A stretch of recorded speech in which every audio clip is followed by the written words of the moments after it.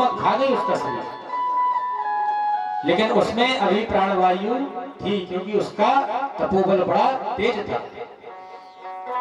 उसके तप के प्रभाव से महाराज ब्रह्मलोक ब्रह्मा जी का सिंहासन हिल उठा। ब्रह्मा जी उस पर कृपा करने के लिए उसके सामने प्रकट हो गए। बेटा हिरण्यकशिपु, अपनी आंखें खोलो और वर मांगो, मैं तुम्हारी भक्ति से तुम्हारे तप से प्रसन्न हूं। हिरण्यकशिपु ने आंखें खोली और ब्रह्मा जी को प्रणाम किया। ब्रह्मा जी से बोला, हे प्रभु, आप मुझे वरदान में कुछ देना ही चाहते हैं तो आप मुझे अमर कर दो।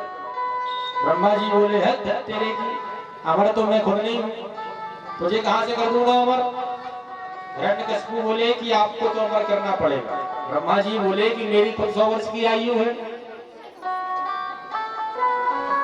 हिरण्यकशिपु ने बोला कि ठीक है, आप अमर मत करो। तो उसने बुद्धि लगाई।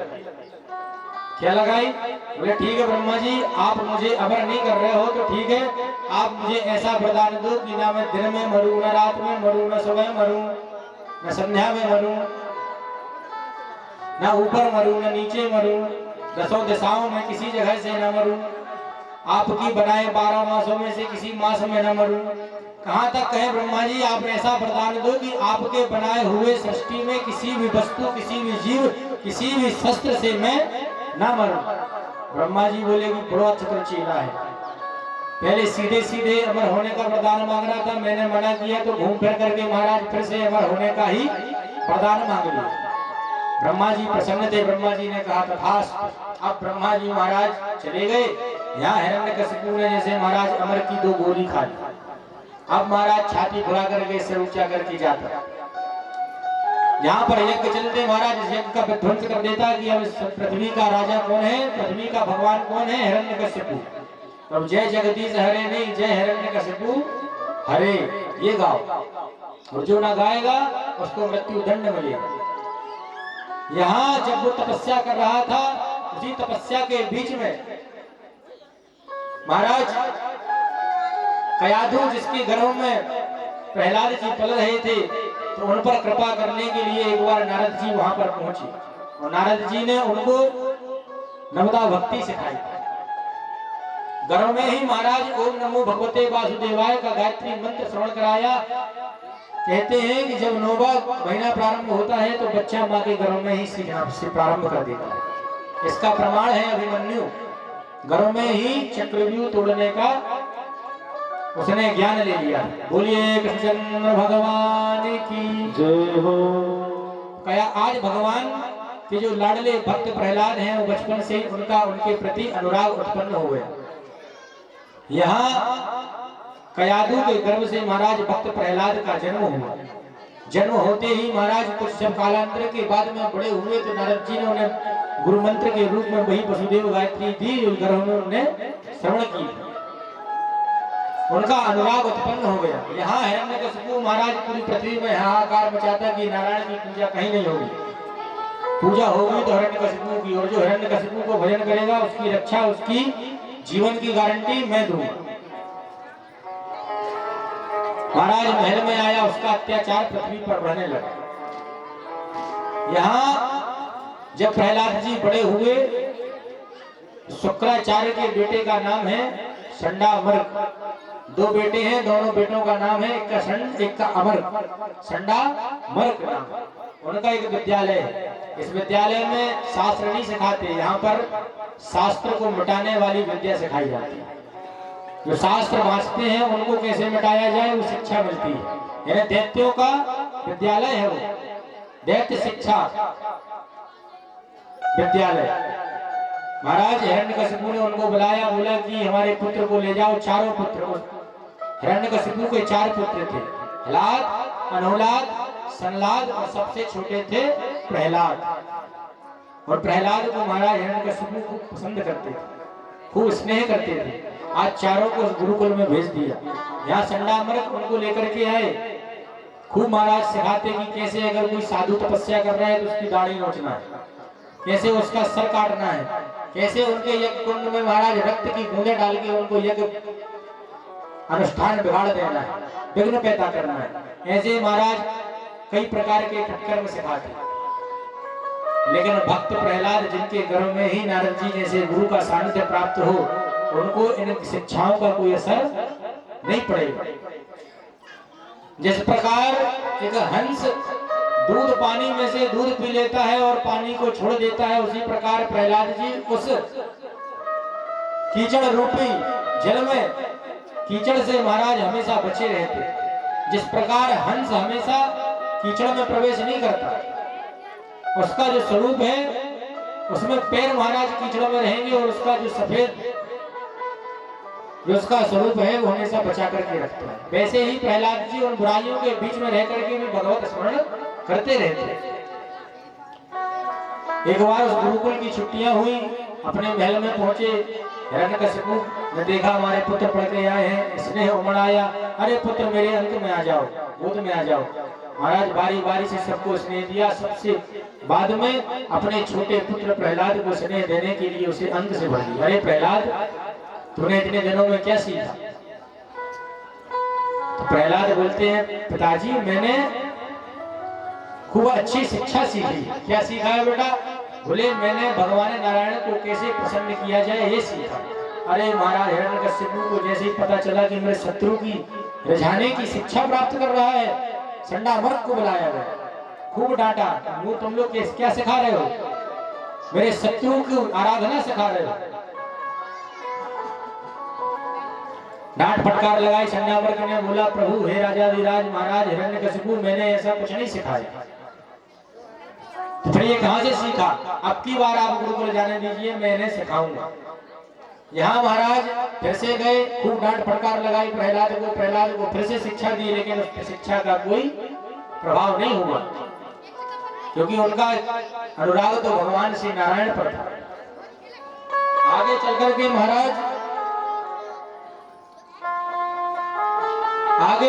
महाराज प्रहलाद जी फिर से पहुंचे। प्रहलाद जी को फिर से महाराज गोद पर बैठाया। हिरण्यकशिपु ने पूछा कि बेटा तुमने इस बार क्या सीखा? तो उन्होंने बोला, पता प्रभात पिताजी, मैंने इस बार एक नई चीज सीखी है। क्या? बोले मैंने नवदा भक्ति सीखी। अच्छा, क्या होती है नवदा भक्ति?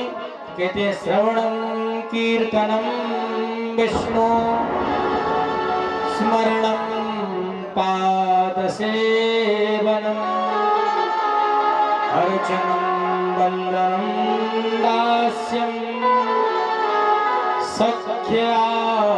सख्यात्मनिवेदनम। हे प्रभु, मैंने नवदा भक्ति सीखी है कि अगर इन 9 भक्तियों में से अगर एक भक्ति भी जीव पकड़ ले तो नारायण उसको सरलता से प्राप्त हो जाते हैं। कौन सी भक्ति? श्रवणम। आप श्रवणम, पहली भक्ति है श्रवण करना, कथा का श्रवण करना सबसे पहली भक्ति है। दूसरी भक्ति है जब आप श्रवण करोगे तो आपका कीर्तन करने में मन लगेगा। श्रवणम कीर्तनम विष्णु स्मरणम, फिर स्मरण बढ़ेगा भगवान का। पाद सेवनम, भगवान के श्री चरणों में पूजन करने में आपका मन लगेगा। श्रवणम कीर्तनम विष्णु स्मरणम पाद सेवनम अर्चनम, फिर आप भगवान के सुंदर सुंदर पदार्थों से, उपचारों से, षोडशोपचार से आप उनका अर्चन करोगे। अर्चनम वंदनम, फिर आप उनको प्रणाम करोगे। अर्चनम वंदनम दास्यम, आप उनका दास्य स्वरूप प्राप्त करोगे।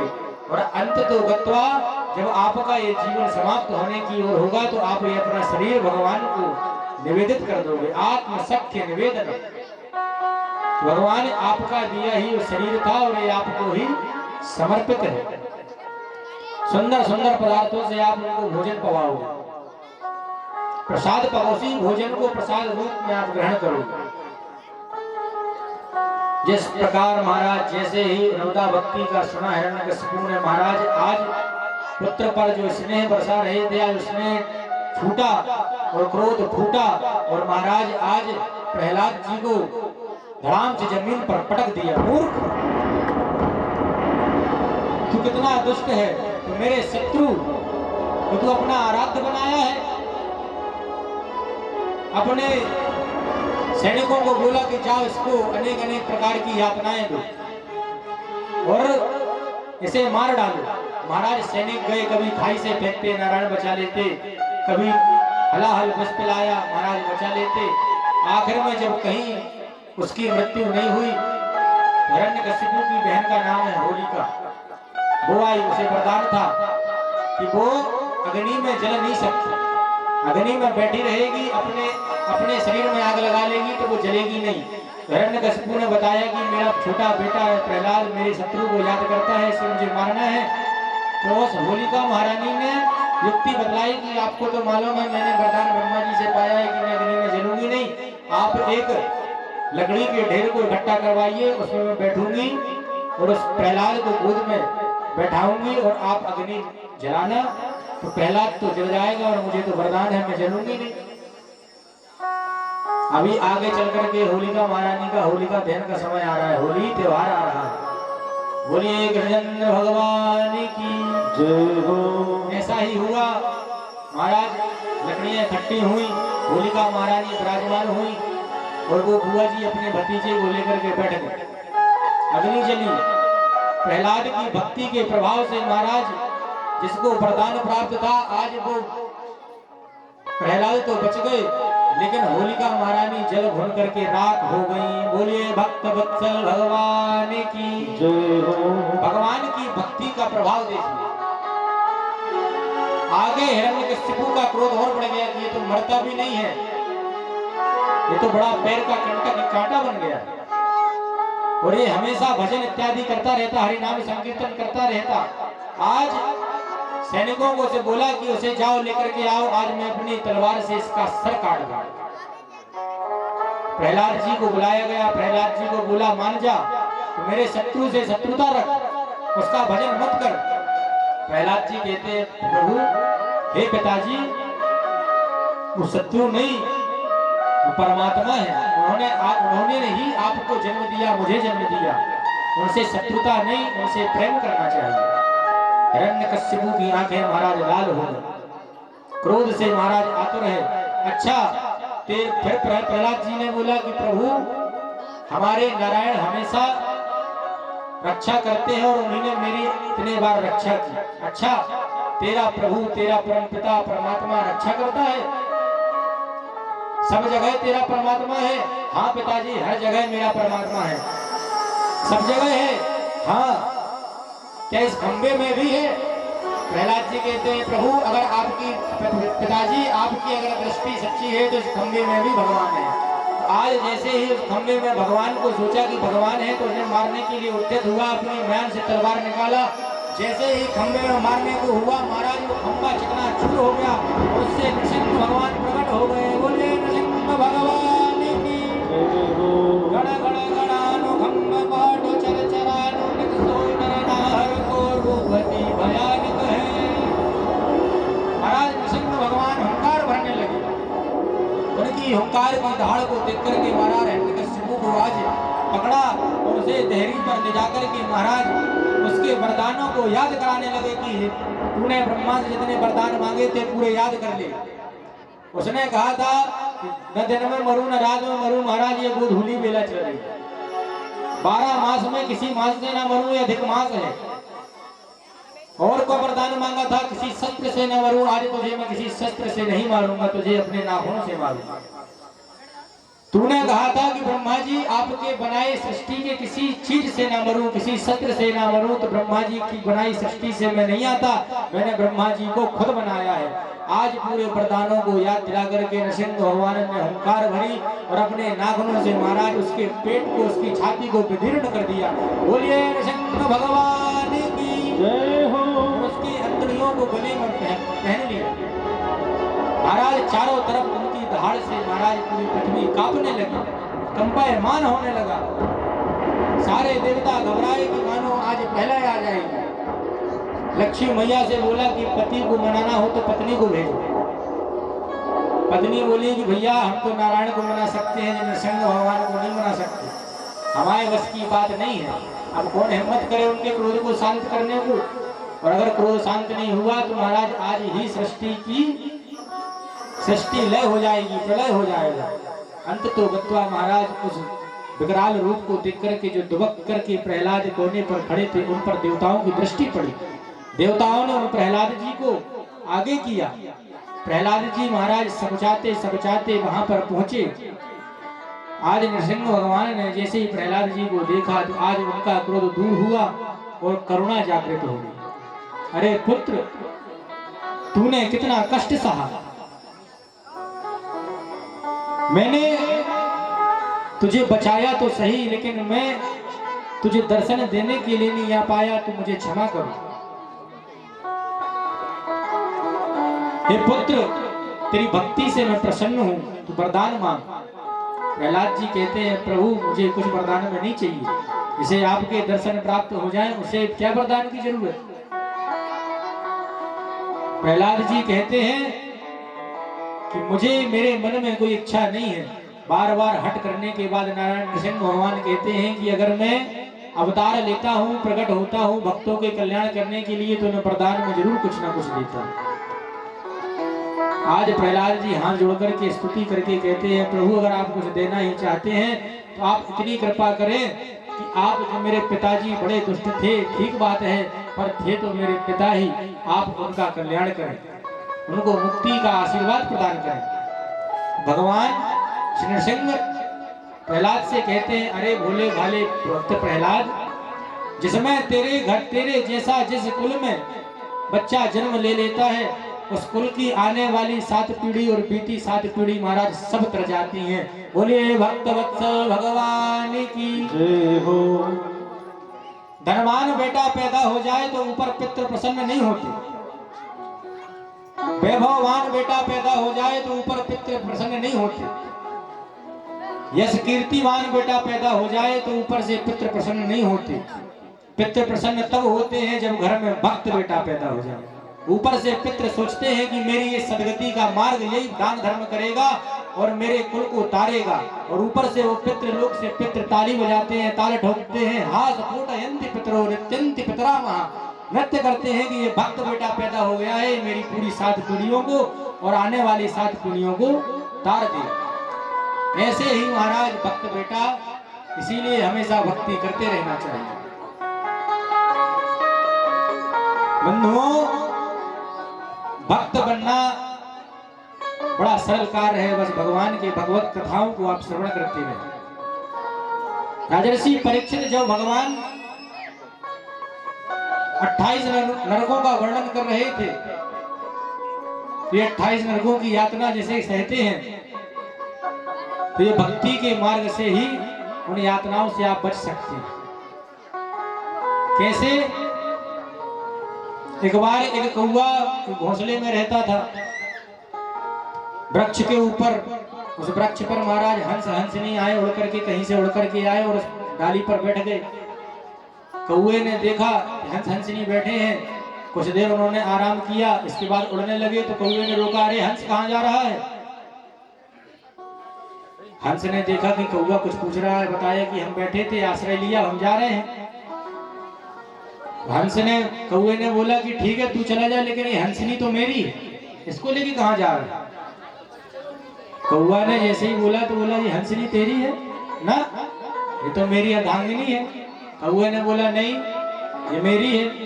हंस ने बोला कि नहीं नहीं ये मेरी है। चलो भैया अब इसका निर्णय कैसे हो? तो बुलाओ भैया पंच परमेश्वरों को, पंचों को बुलाओ। कौवा ने बोला तुम तो बाहर से आए हो, हमें ढूंढ के ला रहे हैं पंचों को। कौवा गया और जो पक्षी थे उल्लू इत्यादि उनको बुलाया, बोला कि देखो ये पंच परमेश्वर महाराज बहुत जल्दी बिकते हैं, जैसे अभी विधायक बिक रहे हैं महाराज, कब पार्टी बदलने कोई भरोसा नहीं। बोलिए भक्त वत्सल भगवान की जय हो। पूरी जिंदगी भर खाते हैं इस पार्टी की और जैसे फायदा मिलता महाराज तुरंत ही बदल देते हैं पार्टी। ऐसे ही महाराज पंच परमेश्वरों को उसने तैयार किया कि देखो तुमको सिर्फ एक झूठ बोलना है कि हंसनी उस हंस की हंसनी नहीं है, वो कौवा की हंसनी, ठीक है, लेकिन इसके बदले में मुझे मिलेगा का। उन पक्षियों से बोला, उन उल्लू इत्यादि पक्षियों से बोला कि तुमको तुम्हारे पुरखों का दर्शन मैं कराऊंगा। ठीक है भैया, उन्होंने भी सोचा कि बहुत दिनों से हमने अपने चाचा काका इत्यादि को नहीं देखा है, दर्शन कर जाएंगे, बोल देंगे। आए महाराज वो पंच परमेश्वर, सभा बैठी, पंचायत लगी। अब पंच को जितने पंच होते थे उनको परमेश्वर की उपाधि दी गई। उनने जो निर्णय ले लिया महाराज वो परमेश्वर के वाक्य के बराबर, कहाँ तक कहें वो परमेश्वर ही है। और महाराज हंसनी उसे पंच परमेश्वरों से पूछा, कौवे ने पूछा क्यों भैया बताओ पंचों ये हंसनी किसकी है? तो उनका पंच परमेश्वरों ने कहा कि ये हंसनी तो कौवा महाराज की है। अरे हंस की आंखों में आंसू आ गए कि पंच परमेश्वर, पहली बात तो वो कहाँ काला और ये कहाँ है सुंदर सफेद, इनकी जोड़ी कैसे बनेगी। लेकिन उन पंच परमेश्वरों के वाक्य को ईश्वर का समझ करके महाराज वो हंस रोते रोते वहां से जाने लगा। जैसे ही वो हंस उड़ने लगा तो उस कौवे ने आवाज लगाई, अरे हंस कहाँ जा रहे हो। हंस ने बोला, कौवा कुछ पूछ रहा है, जरा चलो जरा क्या बात है। फिर से आया, कौवे ने बोला, कौवे से हंस ने बोला कि कौवा महाराज आपने तो आपकी हंसनी है तो हम छोड़ करके जा रहे थे, और हंसनी को मैंने सांत्वना दी कि हमारा साथ इतने समय तक का ही था। तो कौवे ने बोला, आप अकेले मत जाओ, आपकी पत्नी हंसनी है, इसको भी साथ में ले जाओ। आज पंच परमेश्वरों ने बोला कि बताओ हमें झूठा बना दिया। तो कौवे ने बोला कि मैं ये पूरा प्रसंग पूरा वृतांत मैंने इसलिए तैयार किया कि ये सांसारिक जीव है, एक चुटकी में एक क्षण पे पत्तों पर कुलाटी खिल जाती है, एक पत्तों पर कुलाटी खिल जाती है एक क्षण। इनके वाक्यों में कभी फंसना नहीं चाहिए। क्यों? आज कौवे को प्रणाम किया और वो चले गए। कहने का तात्पर्य बंधुओं, कौवा बतलाना चाह रहा है कि इन जीवों की कब आपके प्रति विचार बदल जाए ये कोई पक्की बात नहीं है। तो आज जो पंच परमेश्वर इकट्ठे हुए थे, कौवे ने बोला कि सुनो, तुम तो अपनी बातों से मुकर गए, तुमने सच को झूठ बना दिया, झूठ को सच बना दिया, लेकिन मैंने तुमसे वादा किया था कि पुरखे तुम्हारे हम दिखाएंगे, तो ठीक है हम दिखा रहे हैं। अभी वो गया कौवा महाराज उड़ करके एक गंदी नाली में महाराज एक चोंच डुबाई, और चोंच में जितने कीट कीड़े फंसे महाराज वो सब ला करके उनके सामने रख दिए। पंच परमेश्वर ने किया, ये कहा कि ये क्या है। बोले, कौवे ने बोला कि ये कोई और नहीं है, तुम्हारे पुरखे हैं। तेरे जैसा झूठा महाराज अगर ऐसे शब्द बदल देगा तो तेरे पुरखों की क्या गति होगी। ये सब तेरे पुरखे महाराज पितृलोक से तुझे गालियां दे रहे हैं। बोलिए भक्त वत्सल भगवान की जय हो। भक्त बेटा पैदा हो जाए तो पितृ ऊपर से ताल ठोकती है, हास बोटयन्ति पितरो नित्यन्ति पितरामः। इसीलिए भक्त बनकर के अपने पितरों की सदगति उनकी कैसे हो हमेशा प्रार्थना करते रहे। इस प्रकार महाराज नरसिंह भगवान ने प्रहलाद पर कृपा की और उन्हें वरदान देकर के महाराज वहां से चले गए कि तू जाकर 1000 वर्षों तक इस राजपाट का भोग करना। अंत तो गत्वा महाराज राजर्षि परीक्षित से श्री सुखदेव जी कहते हैं कि भगवान के नाम की महिमा बहुत है। भक्त बेटा भगवान पैदा अगर हो जाए भक्त बेटा, तो भगवान उसकी 7 दुनियों तक का कल्याण कर देते हैं। कहाँ तक कहें, पशुओं तक पर कल्याण करती है। अच्छा, पशुओं तक पर कल्याण करते हैं, जीव जंतुओं पर भी कृपा करते हैं। परीक्षित कहते हैं, जब प्रश्न किया तो सुखदेव जी कहते हैं भगवान की पूरी संतानें सब पर कृपा करते हैं। इस प्रसंग पर मैं तुझे एक प्रसंग सुनाता हूँ। एक त्रिकूट नाम का पर्वत है, उस पर महाराज एक गजेंद्र नाम का हाथी रहता है। उसकी महाराज 100 पत्नियां, वो उनके साथ में अपने बच्चों के साथ में महाराज जीवन यापन करता है। एक बार अपनी पत्नियों के साथ में अपने पुत्र पुत्रादियों के साथ में महाराज वो एक सरोवर में जल स्नान करने के लिए गए। जल के सरोवर में पहुंचा, उस सरोवर में महाराज एक ग्राह एक मगर रहता है। आज वो गजेंद्र खूब बलशाली था, 1000 हाथियों का बल उसमें समाहित है। आज वो सरोवर पे उतर करके महाराज अपने सूंड में जल भर करके अपनी पत्नियों को ऊपर छोड़ता और उनसे प्रेम दिखाता, स्नेह दिखाता, अपने पुत्र दादियों को स्नान कराता। जब सरोवर में जल का हल्ला हुआ तो महाराज ग्राह जाग गया, और ग्राह महाराज धीरे धीरे धीरे महाराज जाकर के उस गजेंद्र का उसने पैर पकड़ लिया। वो ग्राह भी कमजोर नहीं था, वो भी अपना बलशाली था। और कहते भी हैं सब अपने अपने घर में शेर होते हैं। और ग्राह का घर कौन सा है? जल सरोवर। महाराज वहां पर वो पावरफुल है, खींचने लगा। हाथी भी महाराज बलशाली था, 100 हाथियों का बल था उस पे गजेंद्र पर, वो भी खींचता बाहर आने के लिए। दोनों एक दूसरे बाहर आने के लिए मेहनत करते, एक अंदर ले जाने के लिए मेहनत करता। महाराज जब कई दिन बीत गए ये परिश्रम करते करते महाराज आज ग्राह की ताकत तो कम नहीं हुई, क्योंकि वो अपने घर में था। लेकिन गज की ताकत कम होने लगी। अब वो मदद मांगने लगा, अपनी पत्नियों से मदद मांगता। पत्नियां महाराज सूंड से सूंड फंसा करके उसे खींचने को प्रयास करती, लेकिन ग्राह के बल के सामने उनका बल नहीं चला। वो 10 कदम खींचती, वो 20 कदम अंदर कर देती। देखते देखते महाराज कई दिनों तक उन पत्नियों ने भी सहयोग किया, उन पुत्रादियों ने भी सहयोग किया गज के, लेकिन जब देखा कि ये तो मरेगा ही, इसके चक्कर में हम अपना जीवन क्यों खराब करें, ये तो मरना ही है। आज इसको छोड़ करके वो पत्नी, वो पुत्र इत्यादि गजेंद्र के सब चले गए। आज उस गजेंद्र के जब देखा कि ये सब मुझे छोड़ करके जा रहे हैं, आज गजेंद्र को आंखों से अश्रु की धारा बही। पूरा जीवन मैंने इनके भरण पोषण में लगा दिया, मैं भूखा रहता था पर इनको फल इत्यादि की व्यवस्था करता था।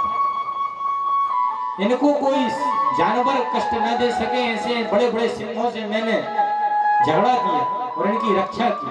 और जब आज मेरे प्राण संकट में तो हैं, ये सब छोड़ करके चले जा रहे हैं। आराम के साथ ही क्या क्या थे, जब वक्त पड़ा तो कोई नहीं, ये दुनिया अपने अपनों की, अपनों में अपना कोई नहीं। आज उस गजेंद्र को महाराज वैराग्य आ गया कि जिनके लिए मैंने पूरा जीवन नष्ट कर दिया, आज वो मुझे छोड़ करके जा रहे हैं।